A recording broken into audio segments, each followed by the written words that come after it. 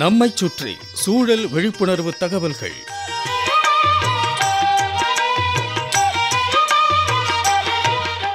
அன்புள்ள செல்வராஜ் சார் அவர்களுக்கு உங்கள் மாணிக்கம் எழுதும் மடல்.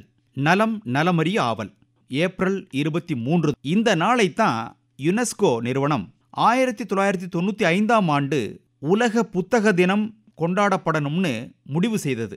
இந்தியாவிலேயே தமிழகத்துல தான் முதலா பொது நூலகச் சட்டம் இயற்றப்பட்டிருக்கு. ஆரம்ப பள்ளி தொடங்கி மேல்நிலைப் பள்ளி வரை நூலகங்கள் தொடங்கப்பட்டு அதில் நிறைய புத்தகங்கள் வாங்கி வைக்கப்பட்டிருக்கு.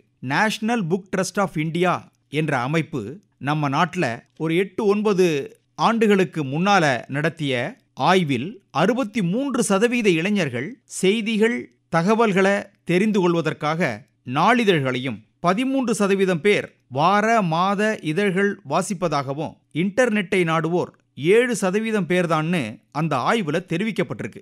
இதுல இப்போ நிறைய மாற்றங்கள் உண்டாகி இருக்கும். செல்வராஜ் சார், நம்ம இளைஞர்கள்ட்ட இன்னும் புத்தகம் படிக்கணுங்கிற எண்ணம் இருக்கு, பாராட்டுக்குரியது.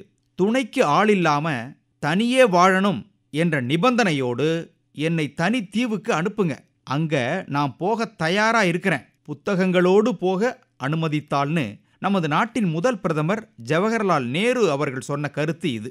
உலகின் மிகப்பெரிய நூலகம் அமெரிக்காவின் வாஷிங்டன் நகரில் அமைந்துள்ளது. இங்க 1,90,00,000 புத்தகங்கள் இருக்காம். நூலகங்களை கட்டுங்கள், இல்லனா சிறைச்சாலைகளை கட்ட வேண்டியிருக்கும்னு மாவீரன் நெப்போலியன் சொல்லியிருக்கிறார். என் 30 ஆண்டு கால சிறை வாழ்வில் ஒரே போக்கிடமாயிருந்தவை புத்தகங்கள் தான்னு நெல்சன் மண்டேலா சொல்லியிருக்கிறார். ஒரு 10 ரூபாய் இருந்தா என்ன பண்ணுவீங்கன்னு முன்னாள் ஜனாதிபதி அப்துல் கலாம் ஐயா கிட்ட கேட்டதுக்கு புத்தகம் வாங்குவேன்னு உடனடியாக சொன்னாராம். நேரம் வீணாகுதேன்னு பதட்டப்பட வேண்டிய அவசியம் இல்லாதவர்கள் புத்தகங்களை வாசிப்பவர்கள்தான்னு அறிஞர் அண்ணா புத்தகங்களின் மதிப்பை உயர்த்தி சொன்ன கருத்து இது. செல்வராஜ் சார், நீங்க ஒரு நூலகர். புத்தகம், நூலகத்தின் மதிப்பு, மரியாதை உங்களுக்கு தெரியும். மாணவர்களிடையே படிக்கும் பழக்கத்தை அதிகப்படுத்தணும், இன்னும் அதிகப்படுத்தணும்.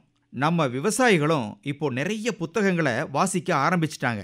வேளாண் பல்கலைக்கழகத்தின் வளரும் வேளாண்மை, கால்நடை பல்கலைக்கழகத்தின் கால்நடை கதிர், டாக்டர் MS சுவாமிநாதன் ஆராய்ச்சி நிறுவனத்தின் நம்ம ஊரு செய்தி, ஸ்பைசஸ் போர்டின் ஸ்பைஸ் இந்தியா, பண்ணை செய்தி, நாளிதழ்களின் விவசாய மலர், இப்படி நிறைய புத்தகங்கள் வந்துகிட்டே இருக்கு.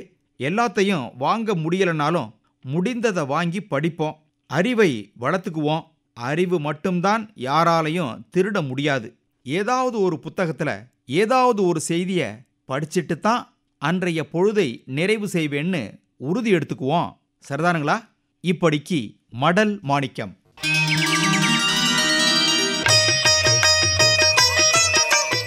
நம்மைச் சுற்றி சூழல் விழிப்புணர்வு தகவல்கள் கேட்டீர்கள்.